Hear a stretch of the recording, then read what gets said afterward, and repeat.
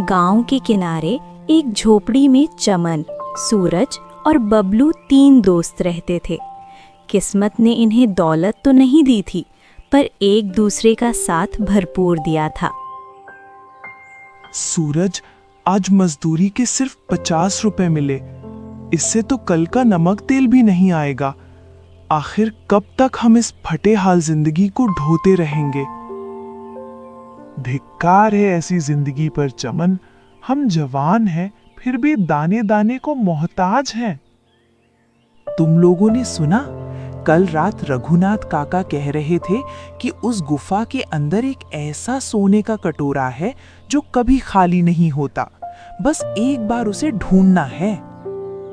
चमन भाई, काका ने ये भी कहा था कि जो वहां जाता है वो अपनी परछाई तक खो देता है।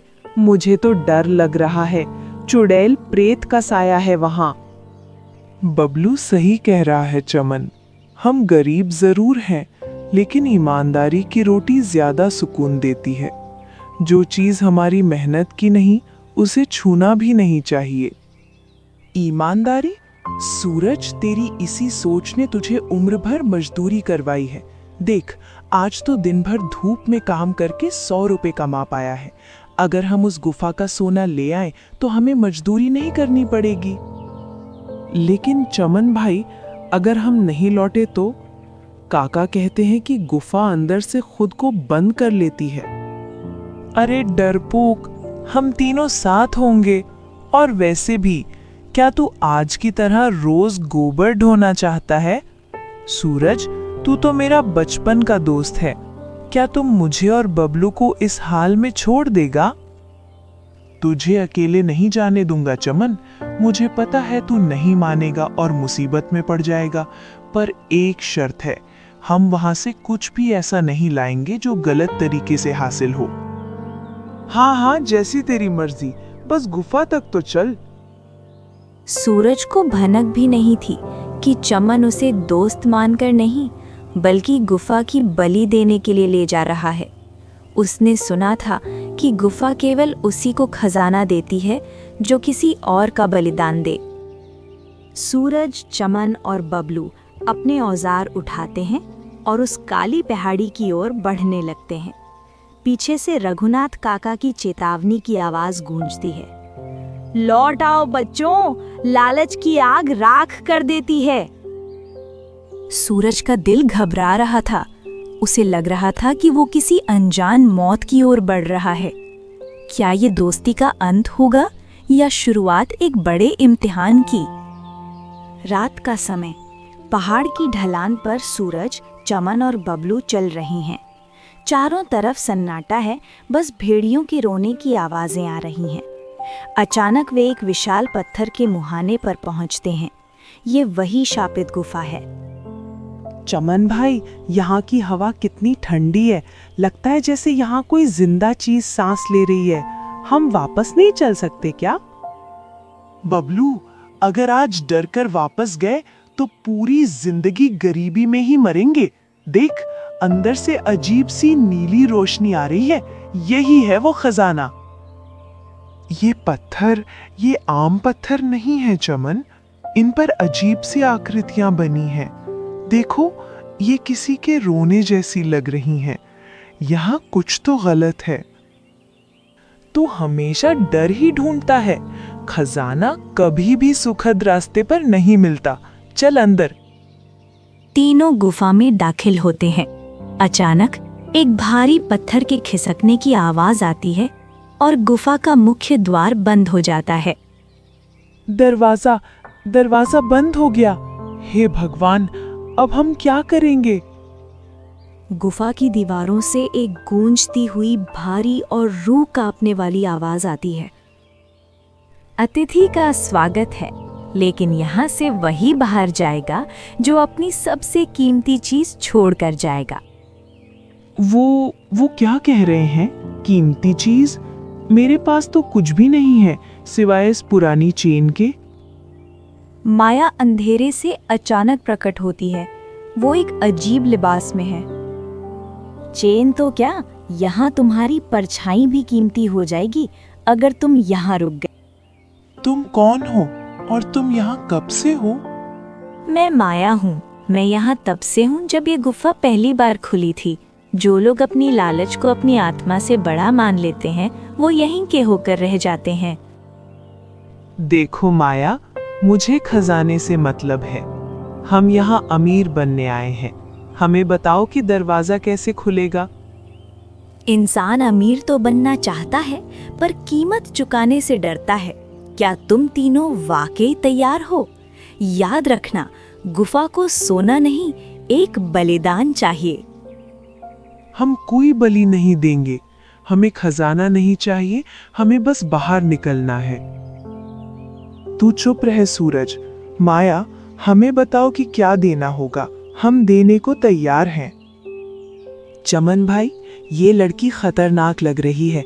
इसकी आंखें देखो, एकदम सफेद है। सूरज को एहसास हो गया था कि माया कोई साधारण लड़की नहीं है, बल्कि गुफा की रक्षक है, और चमन का लालच उसे उस रास्ते पर ले जा रहा था जहां से वापसी मुमकिन नहीं थी। फैसला करो, क्योंकि गुफा की दीवारें धीरे धीरे करीब आ रही हैं। जो लालची है उसकी सांसें सबसे पहले थमेंगी। गुफा के अंदर एक पुराना और विशाल तराजू रखा है। तराजू का एक पल्ला सोने का है और दूसरा पत्थर का। माया वहीं खड़ी है। उसकी मुस्कान अब और भी रहस्यमयी है। इस तराजू में तुम्हारी नीयत तोली जाएगी। एक तरफ तुम्हारा लालच और दूसरी तरफ तुम्हारी सच्चाई। ये तो सिर्फ सोना और पत्थर है, इसमें क्या बड़ी बात है। मैं अभी अपना सारा सोना इसमें डाल देता हूँ, खजाना खुल जाएगा। रुक चमन, माया ने कहा है कि ये नियत तौलती है, सोना नहीं। तू जो कर रहा है उसके पीछे तेरा मकसद क्या है? हमें सोचना होगा। मैं तो कहता हूँ हमें यहाँ से भाग जाना चाहिए। देखो, वो दीवार धीरे धीरे हमारी तरफ बढ़ रही है। हम सब यहाँ पिस जाएंगे। सूरज, तू हमेशा मुझे रोकता है। तू चाहता है कि मैं गरीब ही रहूं। देख, मैं इसे कैसे जीतता हूँ। चमन चोरी चुपके अपनी जेब से वो थोड़े से पैसे निकालता है जो उसने सूरज की मेहनत की कमाई से चुराए थे। वो उन्हें सोने वाले पल्ले में डाल देता है। चमन, ये पैसे? ये तो वही पैसे हैं जो मेरे बिस्तर के नीचे थे। तूने ये चोरी किए? चमन भाई, आपने सूरज भाई के पैसे चुरा लिए? ये तो धोखा है। धोखा नहीं, ये स्मार्ट बनना है। अगर हमें अमीर बनना है तो मुझे ये पैसे डालने ही पड़ने थे।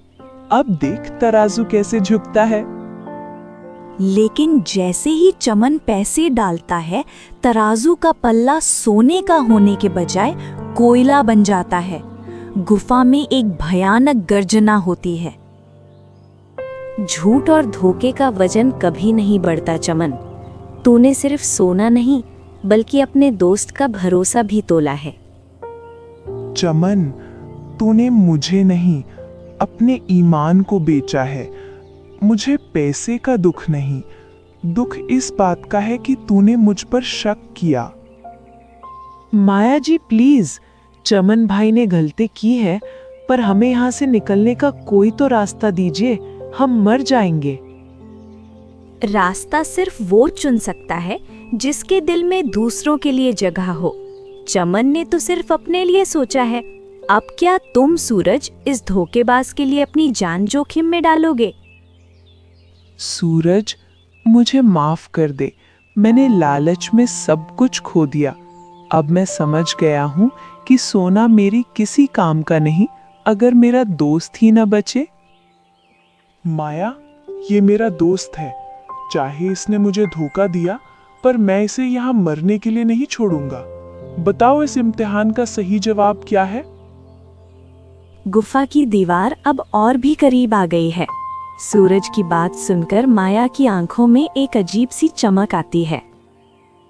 तुमने दोस्त को माफ करके अपना इम्तिहान तो पास कर लिया सूरज, पर क्या चमन अपने लालच को त्यागने के लिए तैयार है? क्योंकि अब जो वो करेगा वही तय करेगा कि तुम दोनों जिंदा बचोगे या नहीं। सूरज, चमन, बबलू और माया के बीच हवा में भारी तनाव है। चमन अभी भी कांप रहा है, उसका एक हाथ धीरे धीरे पत्थर जैसा होने लग। चमन भाई, आपका हाथ देखिए, ये पत्थर का हो रहा है। अब हम क्या करें? नहीं, ये नहीं हो सकता। माया, तूने कहा था कि अगर मैं लालच त्याग दूं तो मैं बच सकता हूं। मैंने सब स्वीकार कर लिया है, फिर ये सजा क्यों? लालच छोड़ने का मतलब सिर्फ ये नहीं कि तुम उसे जुबान से बोल दो चमन। लालच तो तुम्हारे खून में है।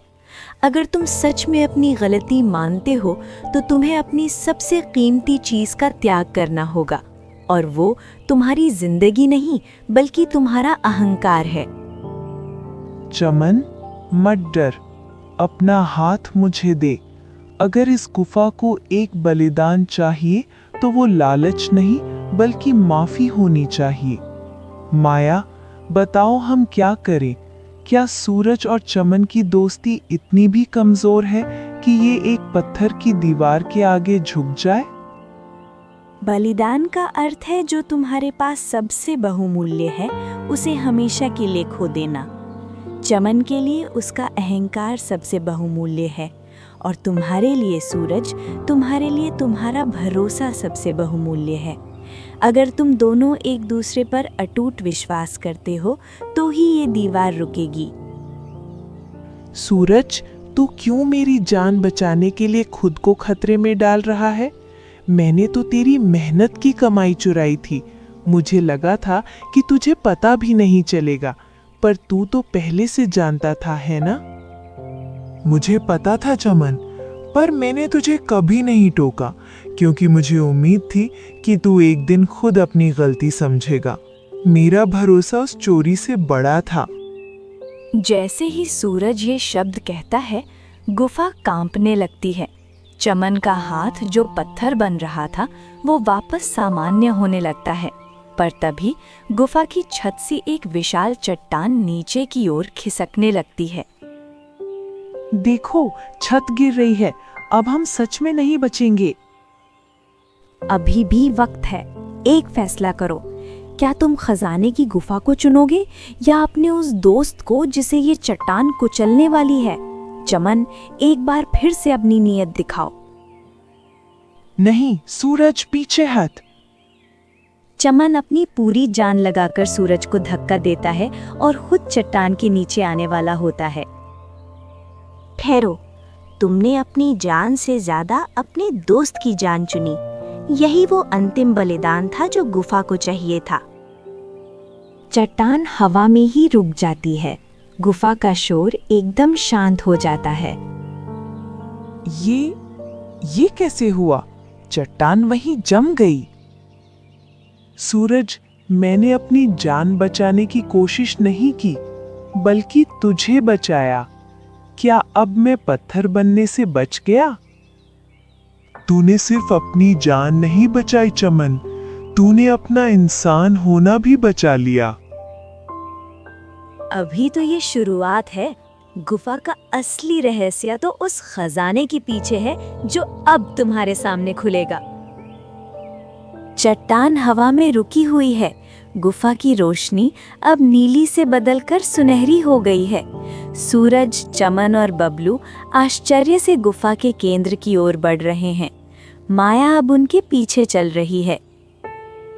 ये देखो, वो सामने क्या है?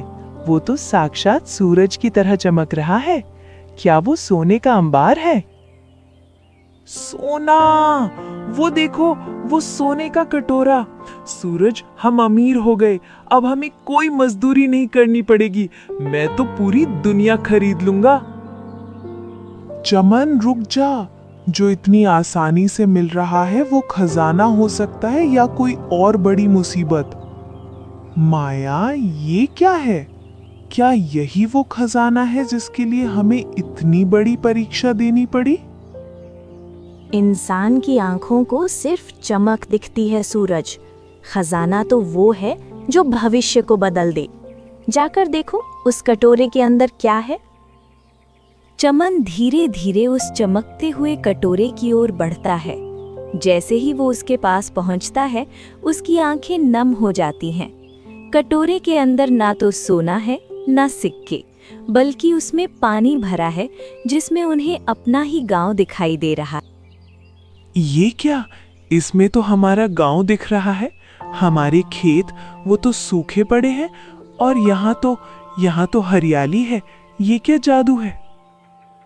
बबलू देखो, ये पानी नहीं है, ये उम्मीद है। ये कटोरा हमें बता रहा है कि अगर हम मेहनत करें तो हमारा गांव ऐसा ही हरा भरा हो सकता है।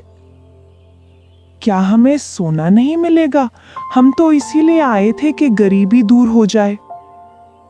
गरीबी तुम्हारे पास नहीं, तुम्हारे विचारों में है बबलू। क्या तुम्हें लगता है कि सोना तुम्हें खुशियां देगा? सोना तो आज है, कल खत्म हो जाएगा। पर ये बीज, ये जो इस कटोरे के नीचे दबे हैं, ये हजारों सालों तक तुम्हारा पेट भरेंगे।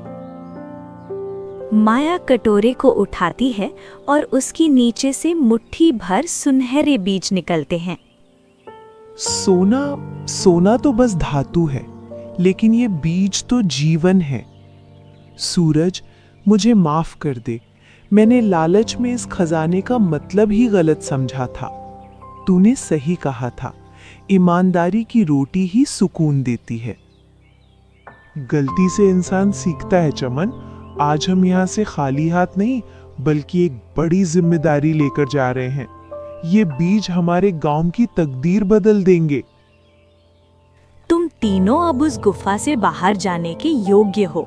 याद रखना, खजाना तिजोरी में नहीं, बल्कि उन हाथों में होता है जो दूसरों के लिए काम करते हैं।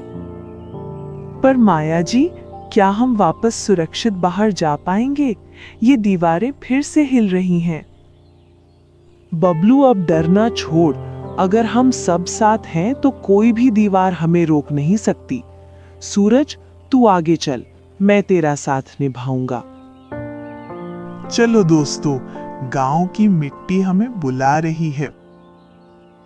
सूरज भाई, जल्दी, दरवाजा सिर्फ इतना सा बचा है। हम तीनों एक साथ नहीं निकल पाएंगे, एक को यहीं रुकना पड़ेगा। तीनों हाथ पकड़कर गुफा के द्वार की ओर दौड़ते हैं। गुफा की दीवारें पीछे से धीरे धीरे मिल रही हैं, लेकिन उनके चेहरे पर अब डर नहीं, बल्कि एक नया आत्मविश्वास है। तीनों साथ गुफा के बाहर आते हैं। जैसे ही वे बाहर आते हैं, गुफा का भारी दरवाजा धड़ाम की आवाज के साथ पूरी तरह बंद हो जाता है। हम बच गए? और बीज कहाँ है? हमारे पास। हमारे गांव की किस्मत हमारे हाथों में है। अगले दिन सुबह वे तीनों अपने गांव के बंजर जमीन पर खड़े हैं। गांव के लोग उन्हें घेर लेते हैं। मुखिया रघुनाथ काका भी वहां मौजूद हैं। तुम लोग लौट आए? और ये क्या है? ये तो वही पौराणिक बीज है जिनकी कहानियां हमारे पूर्वज सुनाते थे। पर तुम लोगों ने ये सब कैसे किया? काका, हमने गुफा में सोना ढूंढा था, लेकिन वहां हमें इंसानियत मिली। सूरज ने अपनी जान की बाजी लगाकर हमें बचाया। ये बीज कोई खजाना नहीं, ये हमारी कड़ी मेहनत और एकता की निशानी है। काका, अब ये बंजर जमीन हरा भरी होगी, लेकिन ये सोना या पैसे से नहीं, बल्कि हमारे पसीने और इस अटूट दोस्ती से होगा। आज से हम कोई मजदूरी नहीं करेंगे। आज से हम सब किसान बनेंगे और मिलकर अपना गांव बदलेंगे। उस दिन के बाद से वो गांव बदल गया। उन सुनहरे बीजों ने वास्तव में खेत को हरा भरा कर दिया। चमन अब लालची नहीं रहा था, वो सबसे मेहनती किसान बन गया। और सूरज आज भी कहता है, असली खजाना वो नहीं जो अंधेरी गुफाओं में छिपा हो। असली खजाना वो है जो हम हर दिन अपनी मेहनत से उगाते हैं।